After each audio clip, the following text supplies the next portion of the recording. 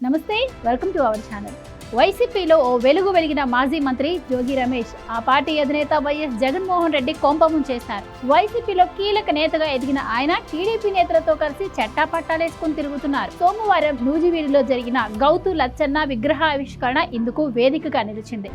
ఈ కార్యక్రమంలో మొన్నటి ఎన్నికలకు ముందు వైసీపీని వదిలి టీడీపీలో చేరి ఇప్పుడు కూటమి కేబినెట్ లో కీలక మంత్రిగా కొనసాగుతున్న కొలుసు పార్థసారథి, టీడీపీ కీలక నేత పలాస ఎమ్మెల్యే గౌతు శిరీషతో కలిసి జోగి రమేష్ పాల్గొన్నారు. ఇందులో భాగంగా పట్టణంలో ర్యాలీ జరగగా సదరు ర్యాలీలో ఓ జీపుపై పార్థసారథి, శిరీష ఎక్కగా వారి పక్కనే రమేష్ కూడా ఆ జీప్ ఎక్కారు. ఓపెన్ టాప్ జీప్ లో ఇద్దరు కీలక టీడీపీ నేతలతో కలిసి రమేష్ ప్రజలకు అభివాదం చేస్తూ సాగారు. దీనికి సంబంధించిన ఫోటోలు, వీడియోలు ఇప్పుడు సోషల్ మీడియాలో వైరల్ గా మారాయి. అంతేకాకుండా వైసీపీకి చెందిన రమేష్ ను అసలు జీపు ఎలా ఎక్కించుకుంటారు అంటూ పార్థసారథి, శిరీషలపై టీడీపీ శ్రేణులు మండిపడుతున్నాయి. వైసీపీ అధికారంలో ఉండగా ఆ పార్టీకి చెందిన కీలక నేతలు చెప్పినట్టుగా నడుచుకున్న జోగి రమేష్ టీడీపీ శ్రేణులపై విరుచుకుపడ్డారు. ఒకానొక సందర్భంలో జగన్ దృష్టిలో పడి మంచి మార్కులు కొట్టేసేందుకు ఏకంగా నాడు విపక్ష నేతగా ఉన్న ప్రస్తుత ఏపీ సీఎం నారా చంద్రబాబు నాయుడు ఇంటిపైకి రమేష్ దాడికి యత్నించారు. ఆ తర్వాత ఆయన అనుకున్నట్లుగానే జగన్ క్యాబినెట్లో జోగికి మంత్రి పదవి దక్కింది.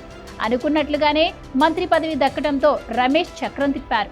ఇష్టారాజ్యంగా వ్యవహరించిన రమేష్ కుటుంబం అధికారులను అడ్డం పెట్టుకుని భారీ దందాలు చేసినట్టుగా ఆరోపణలు వినిపించాయి. ఈ కారణంగా వైసీపీ అధికారం కోల్పోగానే రమేష్ పై కేసులు నమోదయ్యాయి. ఈ క్రమంలో ఆయన కుమారుడు అరెస్టు కూడా అయ్యారు. వెరసి ఆత్మరక్షణలో పడిపోయిన జోగి వైసీపీని వీడితే తప్పించి ఈ సమస్యల నుంచి బయటపడలేనని గ్రహించారు. తాను పార్టీ మారుతున్నట్లుగా ఆయన తన అనుచరులతోనే ప్రచారం చేయించారు. అయితే అటు టీడీపీ నుంచి కానీ ఇటు జనసేన నుంచి కానీ ఆయనకు ఎంట్రీ దొరికే అవకాశమే కనిపించడం లేదు.